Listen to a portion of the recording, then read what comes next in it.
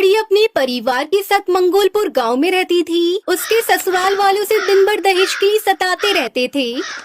अरे टूनी, दिन भर मुफ्त के टुकड़े तोड़ती रहती है। तेरे बाप ने तुझे शादी में कुछ दिया नहीं, हमारे खर्चे पर ही हमें तुझे ब्याह कर ले आए थे। तेरे बाप ने शादी के समय कहा था कि शादी के बाद इतना देंगे कि रखने को घर में जगह नहीं होगी, लेकिन अभी तक तो एक फूटी कौड़ी तक नहीं दी, और बेटी दी है जो दिन भर गाय की तरह चढ़ती रहती है। माँ जी, आपको जो कहना है मुझसे कहिए। मेरे पापा के बारे में मैं कुछ भी नहीं सुन सकती हूँ। अरे कालू, उसकी जबान तो बहुत ज्यादा निकल रही है। कालू को अपनी माँ के कहने पर टूनी चिड़िया को बहुत मारता है। मार खाते खाते टूनी बेहोश हो जाती है। अगले दिन होश में आने के बाद टूनी की बर्दाश्त करने की क्षमता जवाब देने लगती है और वो सोचती है, काश मैं पैदा होते ही मर जाती। मेरे कारण मेरे माँ बाप को इतना सुनना ना पड़ता। मैं कैसी अभागन बेटी हूँ जो शादी के बाद भी अपने माँ बाप के लिए बोझ बनी हुई हूँ। मेरे मरने से सबको शांति मिल जाएगी। दूसरे दिन अमावस की रात को टूनी चिड़िया चुपचाप अपने घर से बाहर निकलकर गांव के कुएं के पास आती है। जीते जी तो मैं कुछ नहीं कर पाई, लेकिन मैं कसम खाती हूँ कि मेरे मरने के बाद मैं अपने ससुराल वालों को और इस गांव के सभी पक्षियों को जो बहुओं पर अत्याचार करते हैं उनसे बदला लेकर रहूंगी। टूनी चिड़िया कुएं में कूदकर अपनी जान दे देती है। उधर कालू टूनी को पूरे घर में ढूंढता है। टूनी के न मिलने की खबर वो गांव वालों से छिपा लेते हैं, लेकिन अगले दिन गांव के पक्षी कुएं पर पानी भरने आती है और उनकी चीख निकल पड़ती है। हाय दैया, ये किस चिड़िया के जेवर है? अरे ये तो बहुत महंगे लग रही है। जैसे ही वो कुएं में झांकती है, उन्हें टूनी की लाश दिख जाती है। ये बात गांव में आग की तरह फैल जाती है और अब कोई भी उस कुएं के पानी को हाथ लगाने को तैयार न था। गांव के सब चिड़िया पक्षी सुंदरी के यहाँ जाते हैं। अरे क्या हुआ कालू की अम्मा, टूनी बहू की मौत कैसे हुई? कहीं तुम लोग उसे सताते तो नहीं थे? अरे ये क्या कह रहे हो तुम लोग? हम क्यों उसे सताने लगे? अरे पता नहीं क्यों खुदकुशी कर ली उसने। मैं तो उसे अपनी बहू नहीं बेटी की तरह मानती थी। दिन बीतने लगते हैं और टूनी के शरीर में आत्मा प्रवेश कर जाती है और वो शक्तिशाली भूतिया चिड़िया की आत्मा बन जाती है। उस कुएं के आसपास से आवाजें आने लगती हैं। शाम होने के बाद वहाँ एक परिंदा भी पर नहीं मारता। एक दिन कालू से मिलने के लिए उसका दोस्त हरिया तोता उस गांव में आता है। इतनी दूर से आने के कारण उसे रास्ते में प्यास लगती है और वो उसे श्रापित कुएं के पास पहुँच जाता है। वहाँ दूर खड़ा एक बच्चा उससे कहता है, क्या हुआ अंकल, उस कुएं के पास क्या कर रहे हो आप?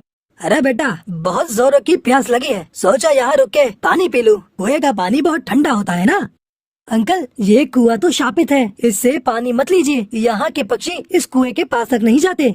हरिया तोता उसकी एक भी बात नहीं सुनता और कुएं से पानी निकालता है तो पानी की जगह उसमें से खून निकलता है। हरिया तोता ये देखकर घबरा जाता है और वो वहीं बेहोश हो जाता है। ये खबर कालू तक पहुंचती है तो वो हरिया को उठाकर अपने घर लेकर जाता है। फिर हरिया तोता अपनी आप बीती वहाँ सबको बताता है। उसके बाद रात में भूतिया टूनी चिड़िया की आत्मा दोनों माँ बेटे को परेशान करने लगती है।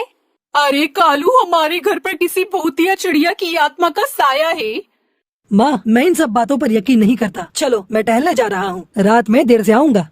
कालू इतनी पी लेता है कि उसे कुछ होश नहीं रहता। वो टहलते टहलते उसी कुएं के पास पहुंच जाता है। भूतिया टूनी चिड़िया की आत्मा इसी दिन का तो बेसब्री से इंतजार कर रही थी। कुएं से आवाजें आने लगती हैं। आज आ गया मेरा शिकार मेरे कब्जे में। अब मैं तुझे नहीं छोड़ूंगी। अपनी मौत का बदला मैं तुझसे लेकर रहूंगी। फिर भूतिया टूनी चिड़िया की आत्मा उसके गले में रस्सी का फंदा डाल देती है। बचाओ, मुझे कोई बचाओ। तुम जैसे पापी हत्यारे को बचाने के लिए कोई आगे नहीं आएगा। तुम्हें मैं तड़पा तड़पा कर उसी तरह मारूंगी जिस तरह तुम लोगों ने मुझे मारा था। मैं तुम्हें नहीं छोड़ूंगी। टूनी, मुझे माफ कर दो, मुझे जाने दो, मैं तुम्हारा पति हूँ। कौन सा पति? जिस पति ने मुझे जीते जी सुख का पानी पीने नहीं दिया, वो पति आज खुद पर आई तो अपनी जिंदगी की दुहाई मांग रहे हो। और वो सुंदरी पक्षी के नाम पर कलंक है, उसे भी मैं नहीं छोड़ूंगी।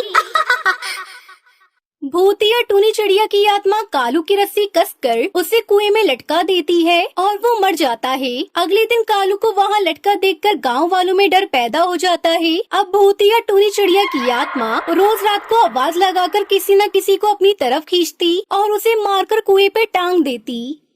ऐसा लगता है जैसे गांव में मौत का तांडव चल रहा हो। और इस कुएं पर ये क्या लिखा है खून से? बेटियों को जीने दो, दहेज मांगकर उन्हें मरने पर मजबूर मत करो। जो मेरे साथ हुआ है अब मैं किसी और के साथ नहीं होने दूंगी। अब समझ में आ रहा है कि बात क्या है। जो टूनी मरी थी ना, वो ही ये सब कर रही होगी। कालू और उसकी माँ ने उस पर दहेज के खातिर बहुत अत्याचार किया होगा, इसलिए टूनी ने खुद ही कुएं में कूदकर जान दे दी। अब टूनी को न्याय हम लोगों को ही दिलाना होगा। गांव के सभी पक्षी मिलकर सुंदरी के घर जाते हैं और उसे घर से निकालकर इतना मारते हैं कि मार खाते खाते वो मर जाती है। ये सब भूतिया टूनी चिड़िया की आत्मा देख लेती है। मुझे मारने वाले आज मौत की घाट उतर गए। जो भी इस गांव में दहेज मांगेगा उन पक्षियों को मैं मौत के घाट उतार दूंगी। मेरे साथ जैसा हुआ मैं ऐसा किसी और के साथ नहीं होने दूंगी।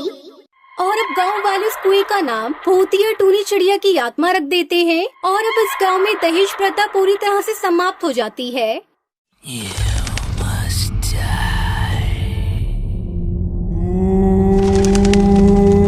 सुंदरवन जंगल में एक पीपल का पेड़ था। उस पेड़ के नीचे एक बहुत ही पुराना झूला था। कोई भी इस झूले के पास नहीं जाता था। जंगल के परिंदों का यही मानना था। उस झूले पे एक चुड़ैल रहती है जिसका नाम सुंदरी था। उसी पेड़ के पास एक और पेड़ था जिस पर टूनी और टुन्नू अपनी बेटी टुनटुनी के साथ रहते थे। एक दिन टूनी टुन्नू से कहती है, सुनिए जी, मैं सोच रही थी हम अपनी बेटी टुनटुनी की शादी कर देते हैं। आपको तो पता है ना जंगल में कितने हादसे हो गए हैं। वो सुंदरी चुड़ैल चिड़ियों को मार देती है, इसलिए मैं चाहती हूँ हमारी बेटी अपनी घर की हो जाए। टुन्नू टूनी से कहता है, टूनी तुम बिना वजह परेशान हो रही हो, ऐसा कुछ भी नहीं है। लेकिन टूनी टुन्नू की सुनती नहीं है। वो टुनटुनी की शादी मोंटू कबूतर के साथ करवा देती है। टुनटुनी मोंटू के साथ खुश रहती है। एक दिन टुनटुनी अपनी माँ से मिलने के लिए घर जाती है। टूनी टुनटुनी से कहती है, बेटा आज तुम और दामाद जी यहीं रुक जाओ, कल सुबह वापस चले जाना। काफी रात हो गई है, तुम जंगल का माहौल जानती तो हो ना। टुनटुनी टूनी से कहती है, जी माँ मैं जानती हूँ। फिर मोंटू और टुनटुनी रात में सो रहे होते हैं। तभी अचानक से टुनटुनी की आँख खुल जाती है। उसे झूले के पास से सुंदरी चुड़ैल की आवाज सुनाई देती है। अरे ओ टुनटुनी, आजा मेरी बच्ची, मैं तुझे झूला झूलाऊंगी। आ मेरे पास आजा।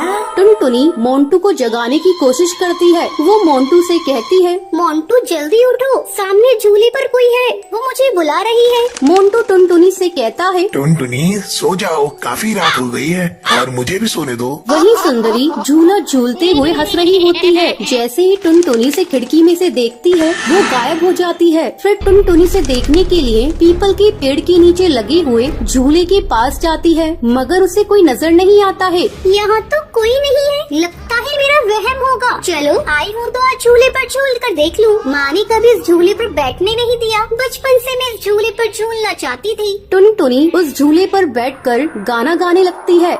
ये रातें, ये मौसम, नदी का किनारा, ये चंचल हवा। ये रातें, ये मौसम, नदी का किनारा, ये चंचल हवा। कहा दो दिलों ने कि मिलकर कभी ना होंगे जुदा। अरे वाह, मजा आ गया। चलो मैं चलती हूँ, मोंटू मेरा इंतजार कर रहा होगा। तभी चुड़ैल सुंदरी वहाँ पर आ जाती है और टुनटुनी को झूले से उतरने नहीं देती है। नहीं टुनटुनी, अब तू इस झूले से कभी नहीं उतर पाएगी। हा हा हा हा। मैं तुझे मार दूंगी। तू भी मेरे साथ इसी पेड़ पर झूलती रहेगी चुड़ैल बनकर। टुनटुनी ये सुनकर डर जाती है और चिल्लाती है, मोंटू, माँ बचाओ मुझे छोटे पैर वाली चुड़ैल से। टुनटुनी की आवाज सुनकर मोंटू कबूतर, टूनी और टुन्नू जाग जाते हैं और वो टुनटुनी के पास भागते हुए जाते हैं और मोंटू कबूतर सुंदरी चुड़ैल से कहता है, ए चुड़ैल, छोड़ मेरी बीवी को, वरना मैं तुझे मार दूंगा, समझी? अपनी शक्ल कभी दोबारा आईने में देख नहीं पाएगी।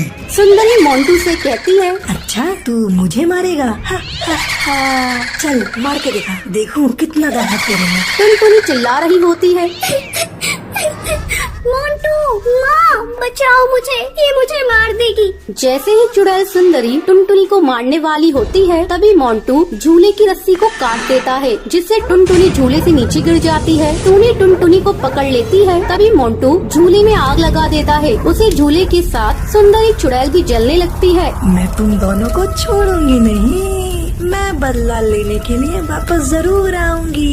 ये कहकर वो जलकर राख हो जाती है। तो ये थी आज की कहानी कि आपको पता है सुंदरी चुड़ैल कहाँ पर रहती थी। अगर आपको पता है तो आप हमें कमेंट करके जरूर बताएं। अगर आपको ये वीडियो पसंद आई हो तो इसे लाइक और ऐसी कहानियाँ देखने के लिए मेरे चैनल को सब्सक्राइब करना